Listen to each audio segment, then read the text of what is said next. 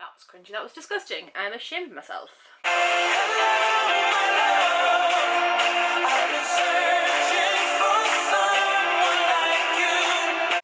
Well, that was embarrassing. Hello, my love. So, probably going to get copyrighted to hell for that, but that was Hello, My Love by Westlife. It is Rebecca here, and today I'm bringing you more books. Another book haul, because why the hell not? So, I think I've already showed this one, but we're just going to go straight in with the one that I featured in that little sing-along there, and that is The Last by Hannah Jameson. This is a, would you say dystopian? Kind of apocalyptic kind of situation. The world has ended from a nuclear war. Basically, there's a bunch of people in this hotel who have managed to hole up and survive until one of them gets killed, and then you realise that actually you're living with a killer. And who is it? And are they going to strike again? And you know what? I'm here for that. That sounds right up my alley. And it's also got a little quote there from Emily St. John Mandel, the author of Station 11, which if you've been around my channel long enough, you will know that I absolutely loved. It's like the leaning stack of books over there. It's actually embarrassing. The next one I have here is a one that you're going to be like, why have you bought that when you said you didn't like the series? But I'm curious, okay? And that is Queen of Shadows by Sarah J Maas. This is the 4th installment, I believe, in the Throne of Glass series. And I'm not gonna lie, for all I wasn't that bothered by Crowd of Midnight, and then even less so by Air of Fire, like, who is Manon? Why should I care about her? I mean, everybody else does, but why should I? I got curious. Curiosity got the better of me, and I decided to pick this one up. Haven't read it yet. Quite intrigued to see what the fuss is. To be honest, not gonna lie, apparently this is where it gets really good, so whenever I get round to it, I'm sure I will share my thoughts. The next one is another one that I have been really interested in for a while, and that is Dark Matter by Blake Crouch. This originally was the one I bought for my husband when we went on holiday. I said, look, I will buy you a book. If you don't read it, no big deal. I like the sound of this, I'm buying it anyway. So it happened. So this follows a man named Jason Dessen who gets abducted and knocked unconscious, and when he wakes up he's like told welcome back, and he doesn't know who the hell everybody is and where everybody from his old life is and why he's been taken in the first place. So all in all, this has been getting some really good reviews. It always has done, and he's recently the author's recently released a new work. I think it's called Recursion. Recently released Recursion, and not gonna lie, I am quite interested. I want to get to this like soon. Next up, this was another one that has caught my eye, or the author has caught my eye, mainly because I always see them when I go shopping. And Nicole from A Beautiful Chaos of Books, she's mentioned this author a couple of times, I believe, and I'm really intrigued. That and the book that I really wanted was on 2 for £8, and I was like, well, not gonna throw that offer away, am I, when I only want one book? But it is The Taking of Annie Thorne by Backstage Shooter, who is the author of The Chalkman. And The Chalkman was the one that I was also intrigued by, but never got around to picking it up because story of my life. So this is set in 2 timelines, I believe. The timeline of when the main character's little sister went missing, and then she miraculously came back after everyone feared she was dead, and then in the present day when somebody approaches this main character and says, it's happening again, I know what happened and it's happening again, we need to stop it. And I'm quite interested. I want to know how they're going to stop it. I feel very much like it's going to be like Hopper and what's her face from Stranger Things, Will's mom. I feel like it's going to be very much them two kicking butt. Like, that's the feels it's giving me, so I'm quite intrigued by this one. This next one I actually went in and seen in Tesco, and I'd recently added it to my wish list, so I've had to take it off because I found it.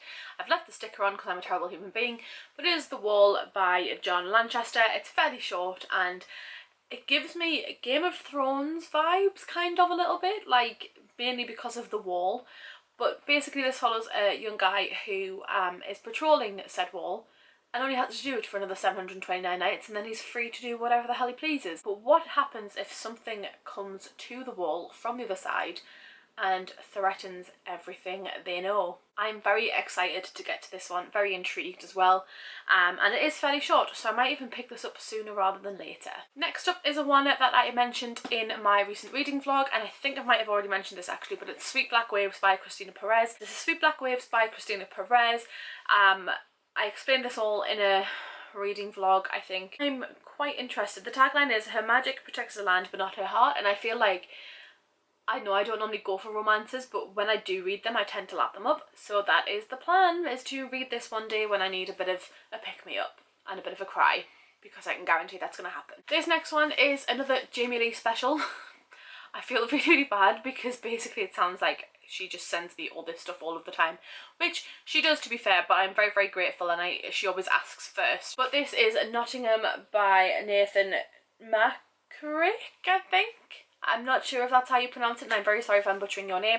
But this is a Robin Hood retelling, and after my love of Sherwood, how could I say no? Very easily I could have just said no, but no, I couldn't. I had to get it, so I got it. Very Ariana Grande of me, really. Next up, this was one of those ones where I was just like, I need to pick me up, I'm gonna go buy a book, and this I've had for a while, I just haven't shown it, and it is The Wandering Earth by Cixin Liu, I think. I'm really sorry again if I'm butchering that name. I really need to learn how to pronounce names. I'm a terrible human being. But this follows a planet where the sun is dying, because who doesn't love that thought? So Earth will perish too, consumed by the star in its final death throes, but rather than abandon their planet, humanity builds 12,000 mountainous fusion engines to propel Earth out of orbit and onto a centuries-long voyage to Proxima Centauri. I mean, why? Why wouldn't you just get in spaceships and go? Like, if you've got the technology to build things that propel the Earth, why wouldn't you just propel yourselves in a spaceship and hope that the whole Illuminae file situation doesn't happen? Like, I'm really actually intrigued to see how this would work. So yeah, bought this one. These next two I bought in a charity shop one day on my dinner, and they are The Mermaid, Mrs. Hancock by Imogen Hermes Gawar. I think I've mentioned these two actually, but I mention them again because why the hell not. This caught my eye because of the really pretty cover and the buzz around it when it was first released. And also I picked up Lying to You. Why did I pick this? I don't even know why I picked this one up. By Amanda Reynolds. That's why. That's why. Amanda Reynolds is an author that I'd read about, or I'd heard about, and I was really, really intrigued, and I can't remember which work it was that she'd released, and I was like, I need to read it. It might have even been this one. But I'm really, really intrigued about this one. This one is a thriller, a student and a teacher. And when Jess was Mark Winter's student, she made a shocking accusation. He maintained his image of innocence, but the damage was done. Karen Winter stood by her husband through everything, and then 10 years later Jess is back and the truth is going to come out. So I'm quite intrigued. I feel like it's going to be quite harrowing, and yeah, I mean, it's going to be a thriller, but I think it's more like a historical, like sort of looking into the past kind of thriller, and I'm very interested in that. It might be a good one for Halloween, who knows. Of all the things I could say, man, look at that behind us, as if I could say, oh, a thriller about somebody who lied 10 years ago would be a really good thriller. Wow, I'm tired, I'm emotionally exhausted, this is not going well. Okay, so the last two I have here, the first one is a one that I've really, really fancied. I've heard a lot of buzz about it and I've never really seen it anywhere in the UK, but it is Americanah by Chimamanda Ngozi Adichie, and I've heard some very, very good things about this. It's fairly old now. I mean, it's 2014, so it's not old in terms of like life and history, but it's old in terms of booktube. So I'm very interested to get to this one and finally find out what all the hype is. This one follows two teenagers who fall in love. Nigeria is under military dictatorship and people are leaving the country if they can. So one of them leaves for America and the other stays. Oh no, he goes to Britain instead. So the female goes to America and then the male tries to go to America, but post 9/11 America will not let him in. Therefore he goes to Britain, and then years later they meet. She's very wealthy and he's he's very wealthy in Nigeria and she's very wealthy in America. And when she decides to return home, it's how they sort of reconnect, I believe. I'm very, very interested, and I believe it's been quite popular on a lot of British booktuber channels. So yeah, looking forward to this one. And the last one I bought because I seen it and I was like, it's pretty much brand new. Even though I haven't read the second in the series, it is The Song Rising by Samantha Shannon. This one was in the same charity shop as the one I bought Americanah in. Very good quality, and I bought these ones in York. I'm not even ashamed to say I went all the way to York from the northeast of England, and all I bought was fudge and books, because why wouldn't I? I am that person. This is the third instalment in the Born Season series, and when I first read the Born Season, it was either the back end of 2014 or 2015. I absolutely loved it. I really, really enjoyed it. So I do need to get onto that and pick up the rest, especially when she's bringing out the 4th book next year. And I'm not going to lie, I did go, oh, I need to get this because I need to read the series, and I also have Priory to read because, you know, who doesn't buy books based on what they need to read and not what they already have read? Me, that too. Right, so there we have it. That is all of the books. Not all of the books. That is a lot of the books that I've acquired recently.